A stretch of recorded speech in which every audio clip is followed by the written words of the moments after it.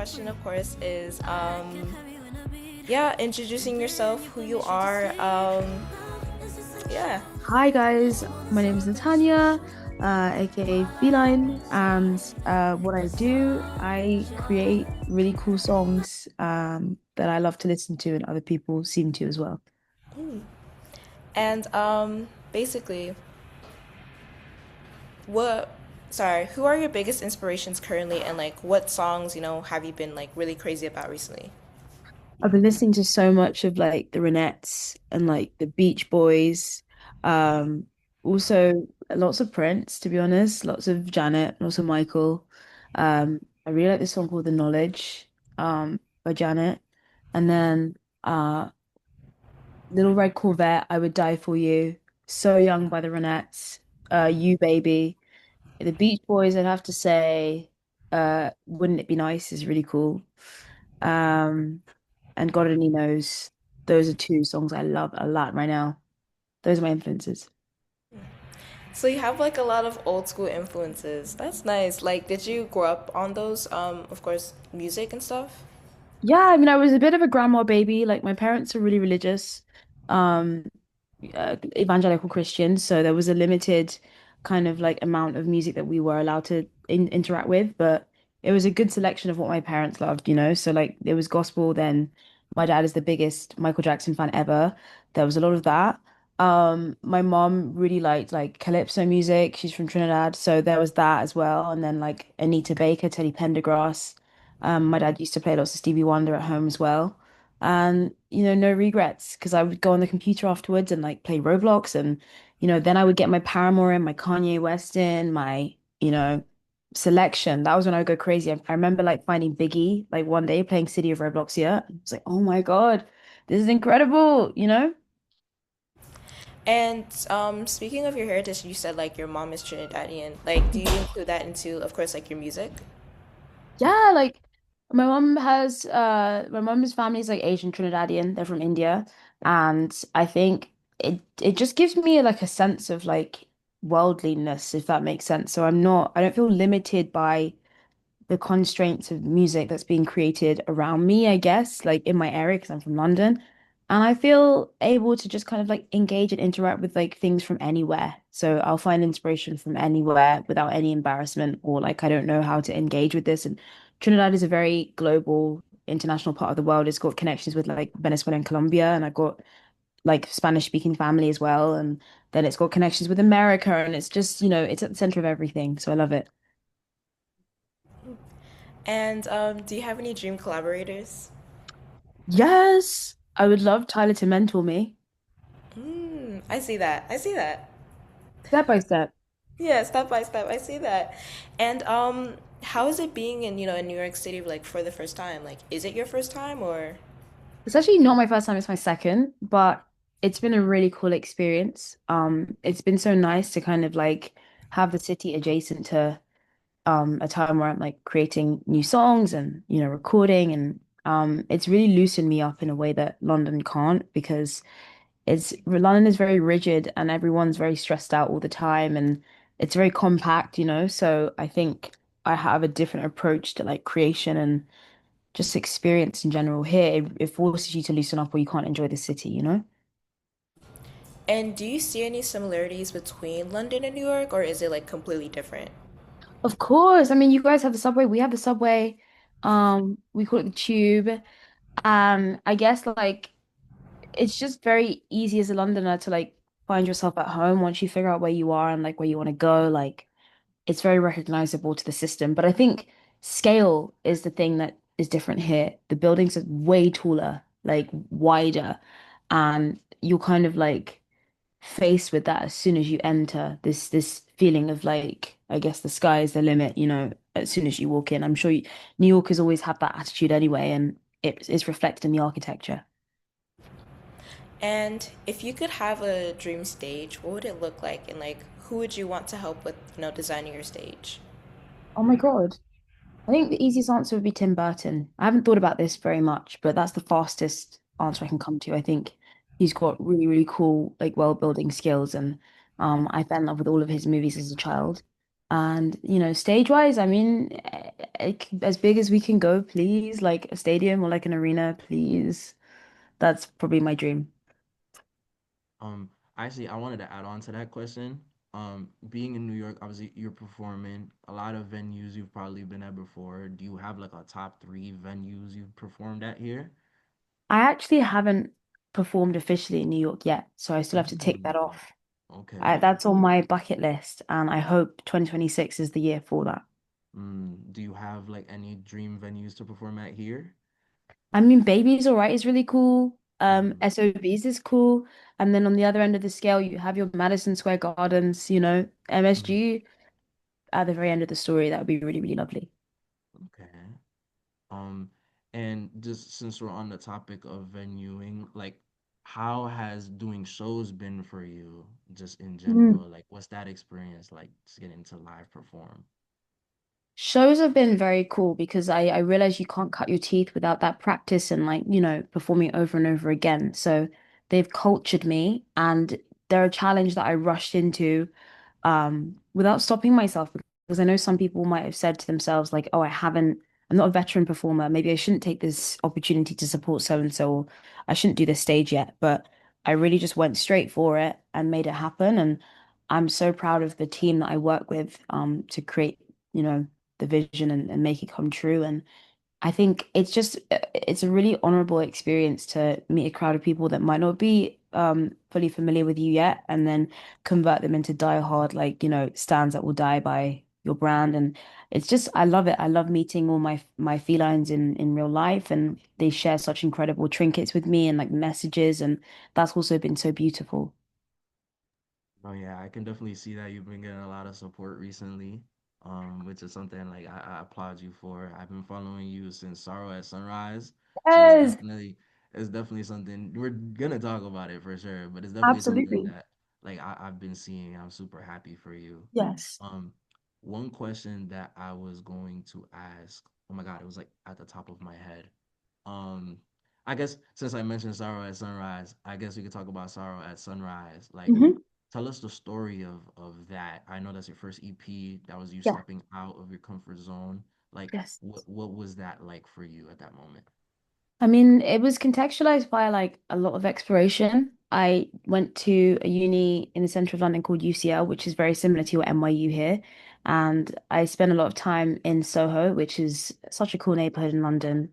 And lots of time like, in the pubs, like going out, drinking and being young.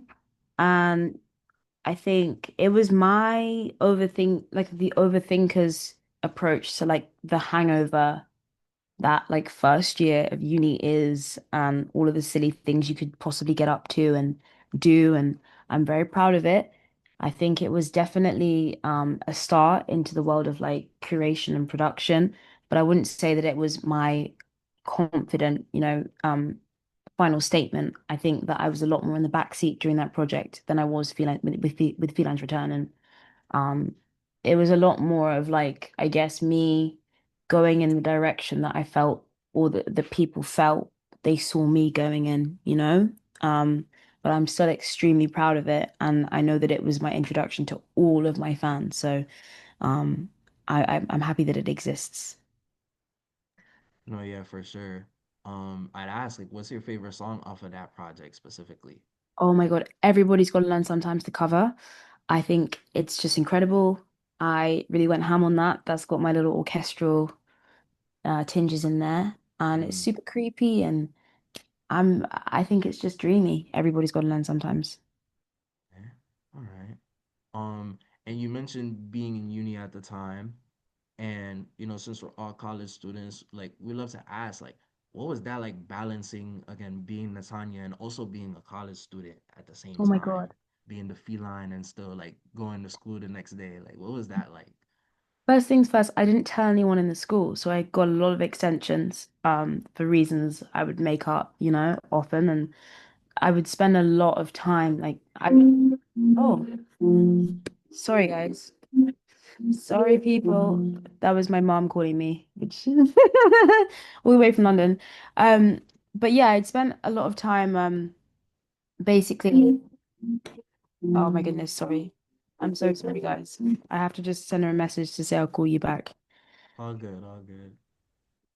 Um, right, yeah. So I would get lots of extensions. I'd work twice as hard. I would do essays in the night time after the studio sometimes, like so I could hand them in the next day. And I did an English degree, so it would be kind of like a 2,000 word essay every 2 weeks.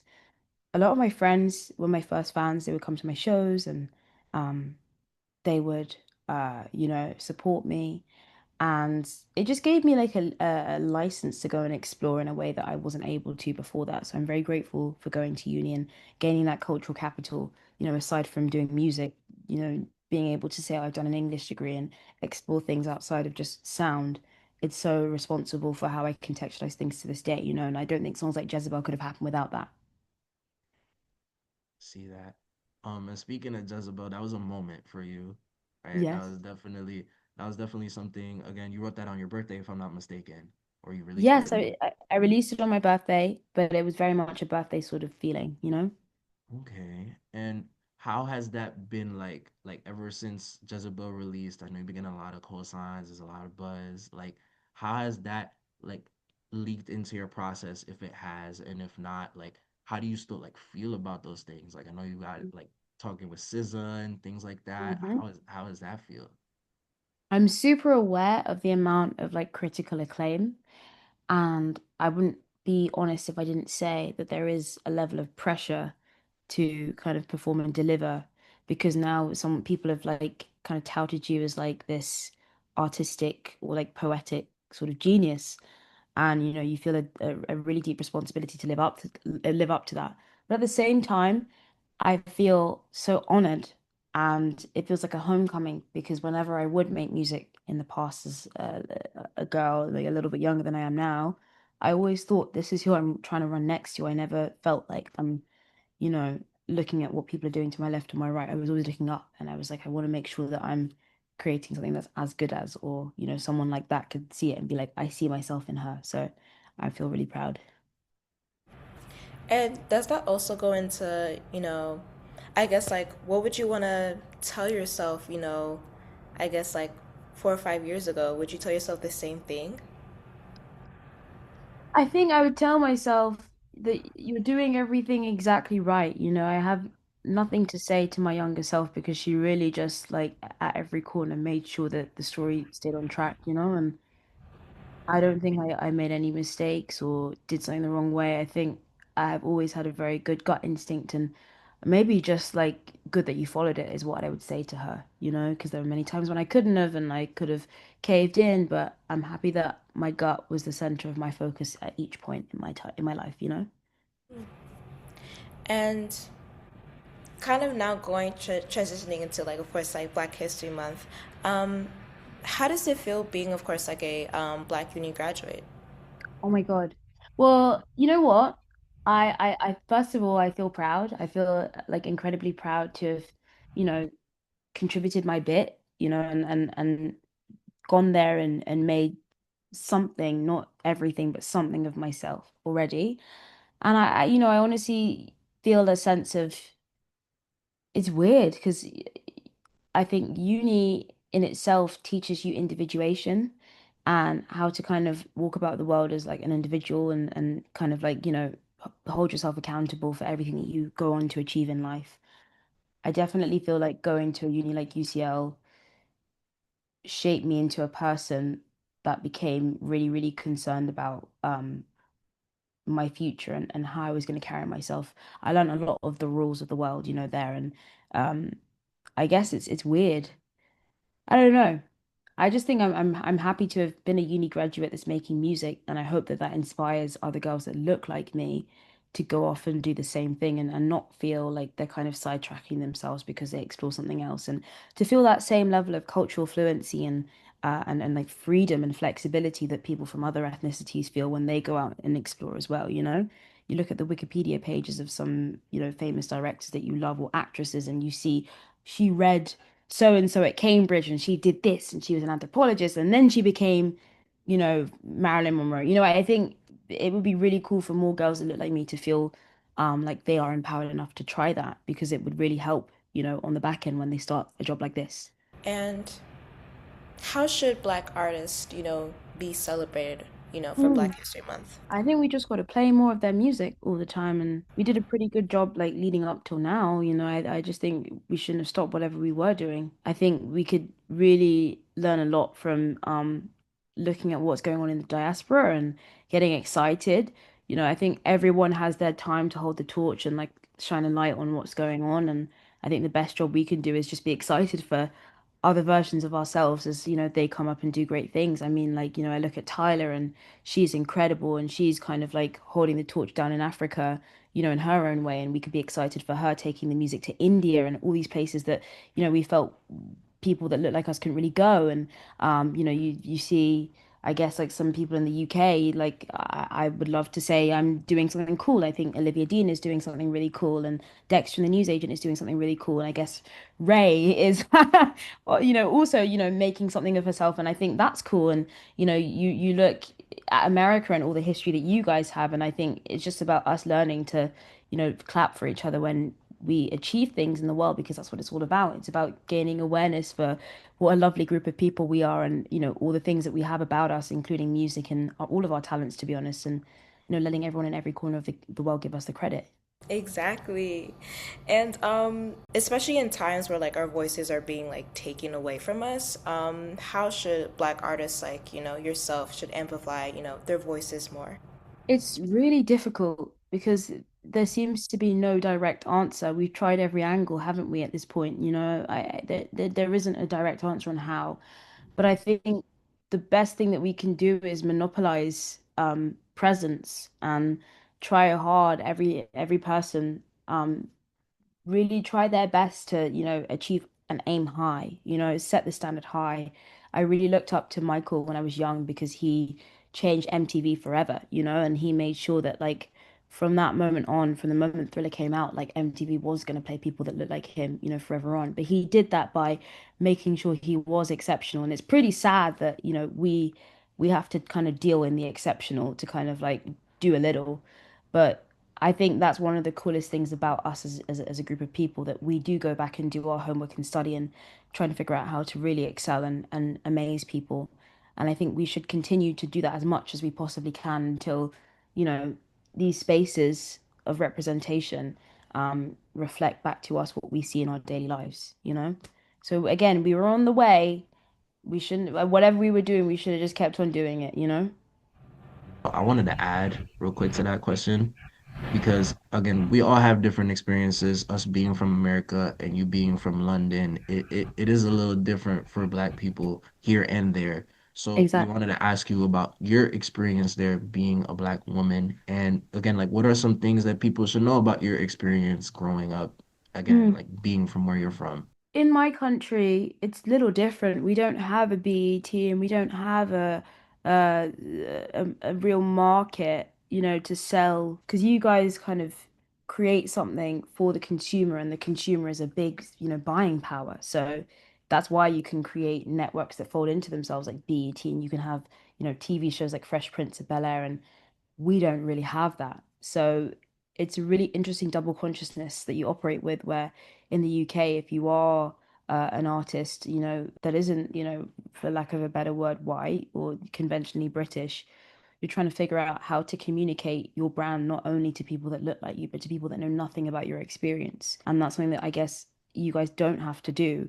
So, sometimes I do see people try and deconstruct like the way British, Black British artists like Olivia Dean, for example, like ran themselves, or Pink Pantheress even. Um, we have a very specific language that we need to learn to speak to get ourselves heard at all, and like get our music played at all. And I think it's a very different lexicon to what you guys need to do, because you can be absolutely yourselves. So there is a bit of that, but I feel I feel honored to have been raised by, family from all corners of the world who, have never felt particularly limited by the constraints that any power or government different to them puts on them. Because, Trinis, you can never tell a Trini who they are. Like, we are rude and we are brash and we come to dominate. And my dad's Nigerian as well. So like it's like double the trouble. And then, I think my family being an Asian force, like I think we always are like kind of the tiger moms of the group and going for gold. And I think I've just been raised with three incredible cultures that encourage me to just, not define myself the way anyone else would and be focused on my goal. And I think that's been the cornerstone of my philosophy for so long, that everything else has kind of been like drained to the back and it's all noise. And I'm like, well, whether you like it or not, I'm going to push this music and this story and this brand to the very front of people's imaginations. I really look up to Sade for that reason because she was able to do so much and she carried herself with so much grace, and she was absolutely like nothing short of incredible. Again, I want to take a moment to appreciate you for that because again, these are things that are being brought to our well, I speak for myself, my knowledge, because again, it's so interesting to look at it from that perspective and you being able to just be all over my phone whenever you do something and I'm from America and you're from the Yeah. UK, like it's so powerful for you to like for us to be able to see you at the place that you are again fighting all of the odds being from the UK and being from a place that again the market isn't made for people that look like us. So Mm, you again being able to do that, I feel like it deserves a round of applause, definitely a virtual thank round you. of applause, because Thank that's you, powerful. guys. Yeah. But we're seeing such an interesting renaissance, like coming out of the UK. I know we had the first British invasion in the 60s, and like that was the Beatles and like Led Zeppelin and all these cool bands. But something really cool is happening with artists that like have this in common. Like you look at Jim Legacy, you look at Pink Pantheress. I mean, you look at Olivia Dean, you look at Dex from the Newsagent and all these really cool black artists that have something to say about their life. And I love that, the tides are kind of, I don't know whether to call them changing, but I guess people just have a bit more space and time to hear about some girl's scissor-esque sort of like personal story, and I love that. I think it's really cool.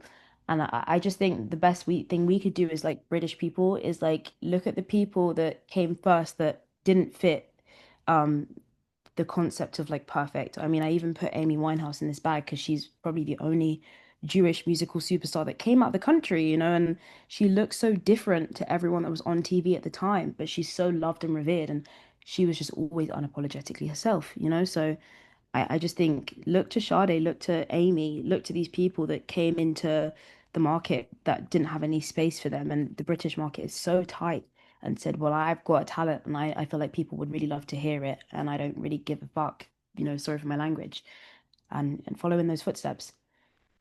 Nah, yeah, talking shit. Don't worry. You good. Nah, yeah, that's it. Again, it's super powerful.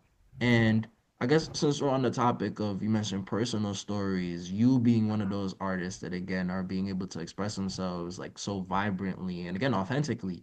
Like we can't talk about authenticity and vibrance without talking about Felines Return, right? Hmm. We like that was one of the moments that again is bringing you to the point where you're on our screens all the time. Like can you explain the story behind it? I know like there was a lot going on at the time for you when you came back. Like again, you graduated in the midst of Act One and Act Two. Like Yeah. what is that like for you? Yeah, I mean, Feline Return itself was a real like revenge concept. Like I have fought for so long, especially with Sword at Sunrise. I really fought to try and like push the story out, and I felt like, oh, I'm just a little bit close. But when my team fell apart on the Destin tour, it was heartbreaking. And my nan passed away as well, and I think there was all sorts of stuff like surrounding that, just that sent the message to me that like give up. Like, and I would go to meetings every morning with people that could potentially manage me, and they didn't really see how they could spin whatever I was offering to them into something that would kind of go global or capture people's attention. So they were like, not for me, not for me, not for me. And I remembered having dealt with that for so long because I was a girl that looked like myself that wanted to be in control of the story and tell her story and, be behind the production and, you know, be who I wanted to be, not who they said I reminded them of or whatever. And I just remember feeling so frustrated and I was like, no, I'm gonna go into the studio and I'm gonna listen to the advice that I've been gathering from all the music I've been listening to all my life. And I'm going to offer my perspective now, and I'm going to make sure that the message I'm sending out to people is so precise and so clear that they're not going to mistake me for anything else ever again. And I'm going to set the road up to really impress people now because time is up for me. And it was a real statement. I didn't know what I was going to do after uni. My dad was in my corner, like, what's going on? Like, my dad is, he's in property, and he was like, when are you gonna go off and be a lawyer or something, And I was like, maybe I need to excel at this, maybe I need to give this a go. So it was a real, like, last chance sort of moment for me. And definitely again applauding you for that because it's not hard. And like, sorry, it is hard, Yeah. especially being a college student and going through a similar experience where again we're balancing what we want to do for our lives and Right. it doesn't align with what we're doing in class sometimes. So Yeah. it really is difficult. I guess my one of my last questions before I throw it out to Tatiana would be like, what would you tell college students right now who are balancing act? Like, I want to be an artist. Your story inspires me. Like, how do we do it? You gotta be a student of the world. Like, the most important thing is not just the degree you're doing or the goal you have of being an artist. It's about creating an individual human being that mentally is just so strong and so tenacious that you can handle anything. So go to all your classes, sit in all those classes, don't skip school, don't treat school like it's beneath you. Write the essays, try and get the good grades, but also give that same amount of heart and strength to like the music you're making, and keep your mind on that too. And the summer holidays, those are big. I spent all my summer holidays writing music. That was how I got Sorrow at Sunrise together. That's how I got Felines Return together, because I would have my fun in uni and I wouldn't write anything for a long time. And then those like 2, 3 months when I came back, I would just write all my songs then and build up all that energy and experience. It's also the best time of your life. Like, even for someone in the music industry, nothing will replace that time in my life when I was younger and I was, freer to just like express myself. And it was just more about like how I was feeling, and whether I wanted to hand in homework rather than like bills. Don't let go of it, because one day, like, you'll be looking back like, damn, I should have entered more societies.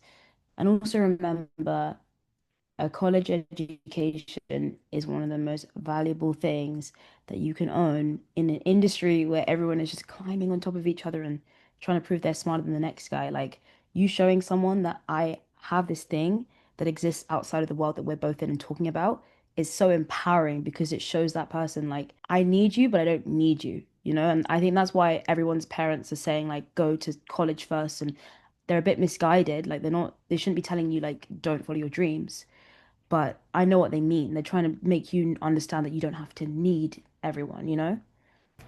I just want to say thank you to Justin again for the questions he was Yes. asking because literally, I I can also relate to, what you were kind of going through, especially in college as well. And again, just applauding you again for like learning how to balance all of that and just like work through it. But I think also another thing as well is just like, kind of back on the topic of like Black History Month, how do you, I guess, or how should platforms, I guess like maybe music platforms on social media, how should they, use their platforms to like, I guess like, of course, uplift Black culture and like, Black artists? They should be sharing them more, like, if something cool is happening, like, celebrate it for what's going on. I think a lot of times in media it's harder, like, no matter what cosigns you get or whatever, for people to report it as news. It's just like your fan pages sometimes that do that for you. But I've been very grateful and lucky to get support from some really cool platforms, and I'm happy. I think also, like, for platforms that are like internal, so these intranet sort of things, allow for nuance. Like, don't I think people really hold on to like genre and making sure that this genre doesn't die. So like every artist that pops up and does something cool, we got to kind of like put them in here. They need to stay here, or else we're gonna lose this. But maybe you lose more artists by trying to type them. Allow the artist that doesn't know exactly what they are and they're like, I'm just making so and so music. Like, allow them to keep saying that, because that's how you get people feeling proud to stand amongst, other artists like themselves, and continue to champion community, or else you get exceptionalism. So I think more of that would be cool. allow artists to walk around saying, you know, you don't know me, but I'm the next so and so. I'm not this. I'm me. You know, allow them to do that because that's what artists are doing on the other side of the coin, and that's why there's Madonnas and Britney Spears and so because they let them walk around for so long. Like I'm just Christina Aguilera. I don't know what I make. You know, I'm just Ariana Grande. I don't know what I make. You know, let black artists do that too. You know. And is that like that was going to our next question, is that also kind of like I don't know, maybe a disadvantage of being a black artist? Like I know there's advantages and disadvantages and like I know one of them is like people kind of like grouping us together and like putting us under one category, but again like we're just like there's a lot of us in different categories. I think the issue is that our history is so deeply connected to like music, and we need to track the progression of pop music from our perspective, almost to like keep a hold of what's precious to us. And sometimes we jump the gun too quickly and we see, oh my God, this person is making some really cool music. They're a rapper. Oh, this person is making some incredible stuff. They're an R&B singer. And sometimes actually the way that you differentiate yourself is by identifying as an individual and saying, I'm not part of a genre. I'm making so and so because I have a unique perspective. So I think that's the difficult thing because we haven't figured out what genre Addison Rae is yet. We haven't figured out what genre Sabrina Carpenter is just yet. You know, so many new pop stars that come up, we don't really figure out what genre they are. We just let them and their identity be the forefront of what they create. And that's why you see so many of them. But a lot of artists of color kind of get put into a genre, like they're bringing so and so back, not they're bringing themselves out here, you know? They're following legacy, not themselves. And that makes sense. And I guess kind of for our last question is, are you planning on doing any things for Black History Month? Like say maybe like some theme concerts, some activities? I wish I had clearance to do anything like a pop-up or a show, but I don't right now. I need to get my visa. So sad. And it's also not Black History Month in the UK. We have October. So when I go back home, it's life as normal. Yeah, the more you know, actually, the more you know. Um, but 100%, like for sure, like, you know, when October comes around, like you'll be seeing things. It's near my birthday anyway. And yeah, I think the Natanya message is just to like encourage people that exist in my fan base, the majority of which at this point right now is black, to continue to be themselves and to be loud and proud. And that is the message that will, you know, withstand the test of time. And I hope that, you know, indirectly it does encourage people that look like me to come up and do the same things. You know, there's a girl called Shade Oditola who's come out now too, and she's really cool. And she really loved a lot of my music when it first came out, and obviously Feline Return, but she's great. Like she plays the guitar and the bass, and she's also kind of got this diary confessional style. So you should check her out. Um, and yeah, that's my vibe. Just stay warm, keep inside, listen to some really good music, and continue to inspire yourself as well.